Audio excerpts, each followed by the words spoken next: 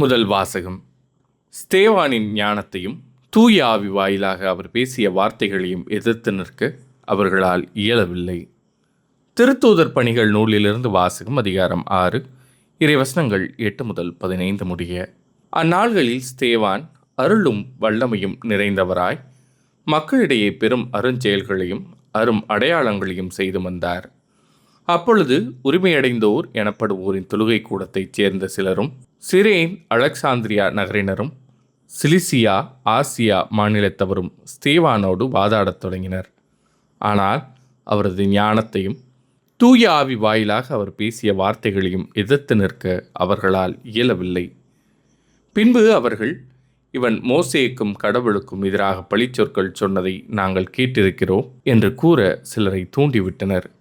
அவ்வாறே அவர்கள் மக்களையும் மூப்பர்களையும் மறைநூல் அறிஞர்களையும் அவருக்கு எதிராக கிளர்ந்தெழச் செய்தார்கள்.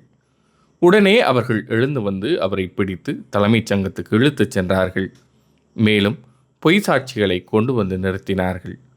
அவர்கள், இந்த மனிதன் இத்தூய இடத்தையும் திருச்சட்டத்தையும் எதிர்த்து ஓயாமல் பேசி வருகிறான் என்று கூறினார்கள்.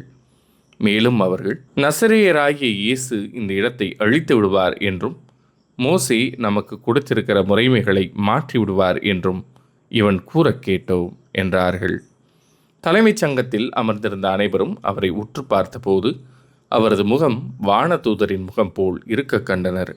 இது ஆண்டவரின் அருள்வாக்கு. இறைவா, உமக்கு நன்றி. பதிலுரை பாடல். ஆண்டவர் திருச்சட்டப்படி நடப்போர் பேறு பெற்றோர். தலைவர்கள் ஒன்று கூடி எனக்கு எதிராய் சூழ்ச்சி செய்தாலும் ஊழியன் உம்முடைய விதிமுறைகளை குறித்தே சிந்திக்கின்றேன்.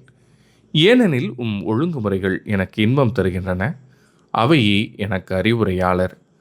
ஆண்டவர் திருச்சட்டப்படி நடப்போர் பேறு பெற்றோர். என் வழிமுறைகளை உமக்கு எடுத்துச் சொன்னேன். நீர் என் மன்றாட்டை கேட்டருளினீர். விதிமுறைகளை எனக்கு கற்றுத்தாரும். நியமங்கள் காட்டும் வழியை என்றும் உணர்த்தியருளும். வியத்தகு செயல்கள் பற்றி நான் சிந்தனை செய்வேன். ஆண்டவர் திருச்சட்டப்படி நடப்போர் பேறு பெற்றோர். பொய் வழியை என்னை விட்டு விலக்கியருளும். உமது திருச்சட்டத்தை எனக்கு கற்றுத்தாரும். உண்மையின் பாதையை நான் தேர்ந்து கொண்டேன். நீதி நெறிகளை என் கண் முன் நிறுத்தியுள்ளேன். ஆண்டவர் திருச்சட்டப்படி நடப்போர் பேறு பெற்றோர். நற்செய்திக்கு முன் வாழ்த்தொலி. அல்லேலூயா, அல்லேலூயா. மனிதர் அப்பத்தினால் மட்டுமல்ல, மாறாக கடவுளின் வாய்ச்சொல் ஒவ்வொன்றாலும் வாழ்வர். அல்லேலூயா. நற்செய்தி வாசகம். அழிந்து போகும் உணவுக்காக அல்ல, நிலை வாழ்வு தரும் அழியாத உணவுக்காகவே உழையுங்கள். யோவான் எழுதிய தூய நற்செய்தியிலிருந்து வாசகம்.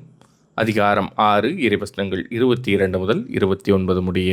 இயேசு 5000 பேருக்கு உணவளித்த பின் சீடர்கள் புறப்பட்ட கரையிலேயே மறுநாளும் மக்கள் கூட்டமாய் நின்று கொண்டிருந்தார்கள். முந்தின நாள் ஒரு படகை தவிர வேறு படகு எதுவும் அங்கு இல்லை என்பதையும், அதில் இயேசுவின் சீடர்கள் மட்டும் போனார்களே அன்றி இயேசு அவர்களோடு அப்படகில் ஏறவில்லை என்பதையும் அவர்கள் கண்கூடாக பார்த்திருந்தார்கள். அப்போது ஆண்டவர் கடவுளுக்கு நன்றி செலுத்தி கொடுத்த உணவை மக்கள் உண்ட இடத்திற்கு அருகில் திபேரியாவிலிருந்து படகுகள் வந்து சேர்ந்தன. இயேசுவும் அவருடைய சீடரும் அங்கு இல்லை என்பதை கண்ட மக்கள் கூட்டமாய் அப்படகுகளில் ஏறி இயேசுவை தேடி கப்பர்நாமுக்கு சென்றனர். அங்கு கடற்கரையில் அவர்கள் அவரை கண்டு, ரபி, எப்போது இங்கு வந்தீர் என்று கேட்டார்கள். இயேசு மறுமொழியாக, நீங்கள் அரும் அடையாளங்களை கண்டதால் அல்ல, மாறாக அப்பங்களை வயிறார உண்டதால் தான் என்னை தேடுகிறீர்கள் என உறுதியாக உங்களுக்கு சொல்கிறேன்.